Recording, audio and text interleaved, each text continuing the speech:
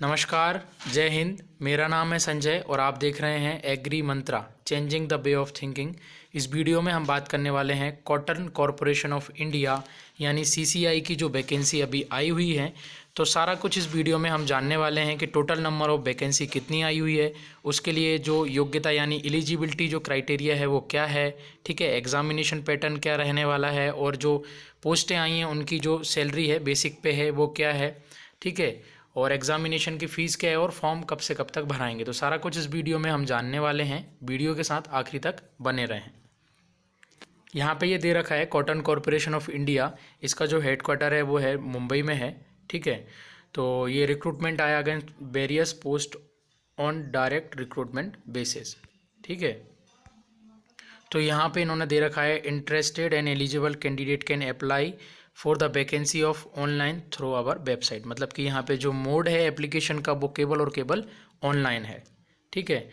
तो इन्होंने यहाँ पे ये दे रखा है कि आपका जितना भी इन्फॉर्मेशन है आप उसको अच्छे से पढ़ लीजिए। आपका जो एलिजिबिलिटी क्राइटेरिया है वो सही होना चाहिए। अगर आप कुछ भी चीज़ गलत देते हैं, ठीक है, तो यहाँ पे इनके द्वारा उस चीज़ को रिजेक्ट कर दिया जाएगा किसी भी स्टेज पे, चाहे वो आपकी ज्वाइनिंग की स्टेज हो या फिर डॉक्यूमेंट वेरिफिकेशन की स्टेज हो। तो अपन को जो इन्फॉर्मेशन देना है वो क्लियर देना है और उस चीज़ के लिए जो हम एलिजिबल होना चाहिए, ठीक है। तो यहाँ पे जो मोड ऑफ एप्लीकेशन है वो candidate are required to apply online through company's website. यहाँ पे जो वेबसाइट इन्होंने दे रखी है उसी पे जाके हमको अपना एप्लीकेशन को कंप्लीट करना है, एप्लीकेशन फॉर्म को हमको भरना है। तो यहाँ पे दे रखा है www.cotcorp.org, ये उनकी ऑफिशियल वेबसाइट है। इसी पे जाके आपको अपना एप्लीकेशन फॉर्म को फिल करना है, ठीक है। आगे हम जानते हैं इंपॉर्टेंट डेट्स के बारे में।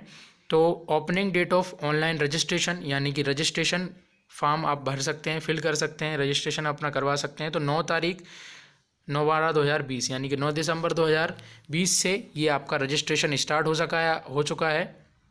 और दूसरा दे रखा है यहाँ पे closing date of online registration form. मतलब इस फॉर्म भरने की जो लास्ट डेट है वो है आपकी 7 जनवरी 2021, यानी कि 9 तारीख से 9 दिसंबर से आपके एप्लीकेशन फॉर्म स्टार्ट हो चुके हैं और लास्ट डेट जो है आपका एप्लीकेशन फॉर्म भरने का वो है आपका 7 जनवरी 2021, ठीक है।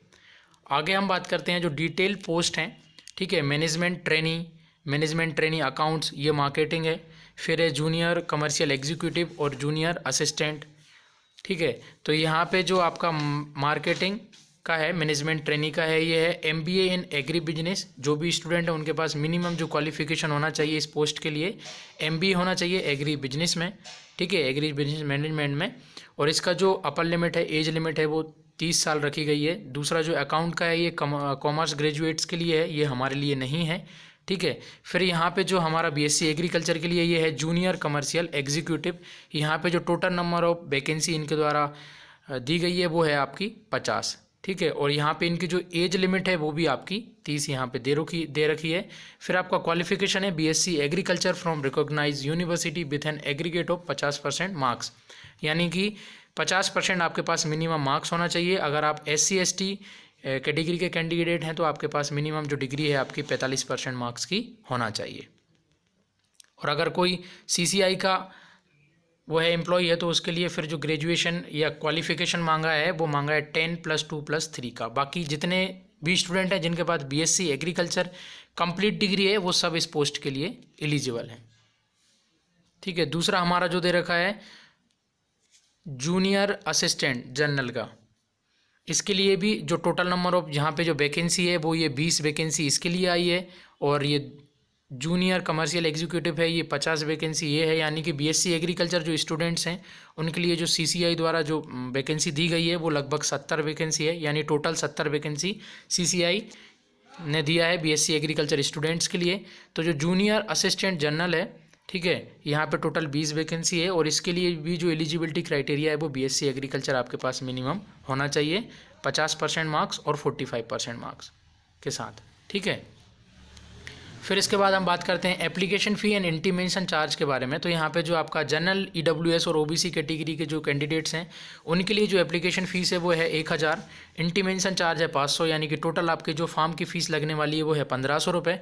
जबकि SC/ST और एक्स सर्विसमैन और PWD जो कैंडिडेट्स हैं उनके लिए जो आपका इंटीमेशन चार्ज केवल ही लगेगा, बाकी यानी कि इनकी जो टोटल फ़ीस है वो है 500 रुपये। जबकि जनरल EWS और OBC कैंडिडेट्स की जो फॉर्म फीस है वो है 1500 रुपये, ठीक है। फिर इसके बाद आगे हम बात करते हैं टोटल तनख्वाह की, सैलरी की, कि आपको इस पोस्ट में क्या क्या सैलरी मिलने वाली है। ठीक है, मैनेजमेंट जो ट्रेनी है मार्केटिंग, उसकी जो तनख्वाह होगी वो होगी 30,000 से 1,20,000 रुपये प्रति महीना।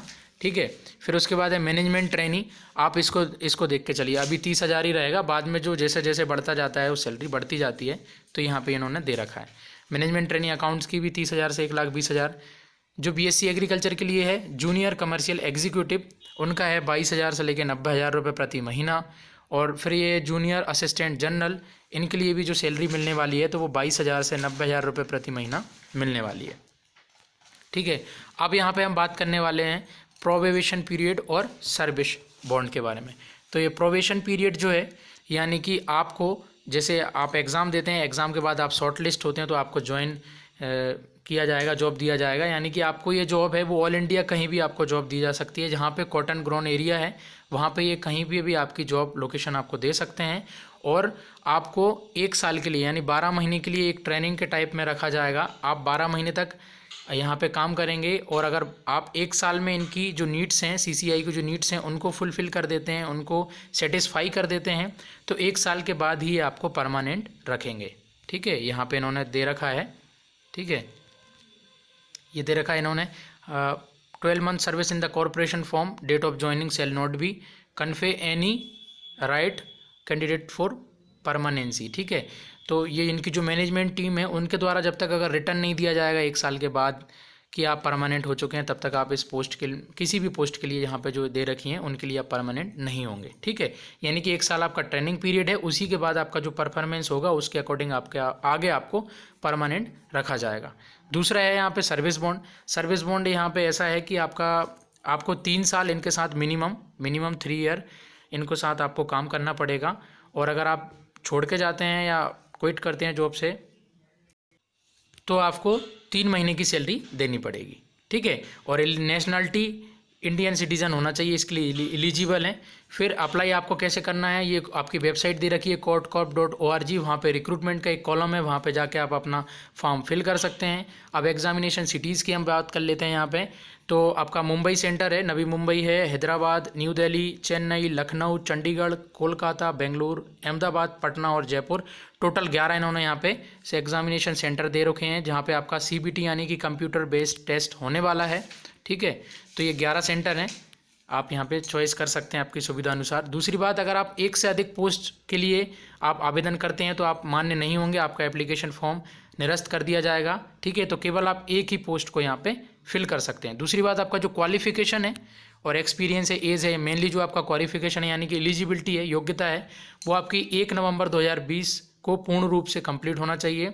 ठीक है, यानी आप अगर BSc AG में फाइनल सेमेस्टर में हैं या आपकी डिग्री अभी तक कंप्लीट नहीं हुई है तो आप इस पोस्ट के लिए एलिजिबल नहीं है। 11/1/2020 तक आपकी डिग्री कंप्लीट होना चाहिए।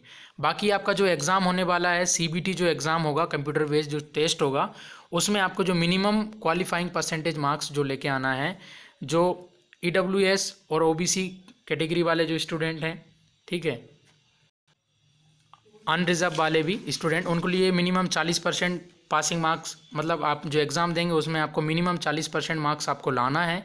और SC ST PW वाले जो स्टूडेंट्स हैं उनके लिए मिनिमम 35% मार्क्स आपको लाना है। ठीक है, फिर यहाँ पे जो जूनियर कमर्शियल एग्जीक्यूटिव है, ठीक है, तो जो दोनों एग्ज़ाम है और जो जूनियर असिस्टेंट है, ये दोनों का जो एग्जामिनेशन पैटर्न है थोड़ा उसके बारे में और बात कर लेते हैं। टोटल आपके 120 ऑब्जेक्टिव टाइप MCQ यानी मल्टीपल चॉइस क्वेश्चन रहेंगे। एक क्वेश्चन का 1 मार्क्स रहेगा, अगर आप गलत करते हैं तो 0.25 यानी 1/4 आपका काट लिया जाएगा, माइनस कर दिया जाएगा। ठीक है, यहाँ पे जो है आपका 15 क्वेश्चन जनरल इंग्लिश से, 15 रीजनिंग से, 15 क्वान्टिटेटिव एप्टीट्यूड से और 15 जनरल नॉलेज से। ठीक है, और बाकी का जो आपका 60 क्वेश्चन होगा, यानी कि 15 60 ये हो गया आपका CSET का और 60 हो गया आपका एग्रीकल्चर का। टोटल आपका 120 क्वेश्चन हो गया और 120 मार्क्स का आपका हो गया। सेम एस पैटर्न है आपका जूनियर असिस्टेंट का। आई होप आपको ये वीडियो पसंद आई होगी। वीडियो पसंद आती है तो अधिक से अधिक इस वीडियो को शेयर करें, अधिक से अधिक इस वीडियो को लाइक करें। अगर एग्री मंत्रा चैनल पर नए हैं तो सब्सक्राइब जरूर करें, और चाहें तो एग्री मंत्रा के सोशल मीडिया प्लेटफॉर्म को भी ज्वाइन कर सकते हैं। लिंक वीडियो के डिस्क्रिप्शन बॉक्स में दे रखी है। वीडियो को पूरा देखने के लिए धन्यवाद। जय हिंद।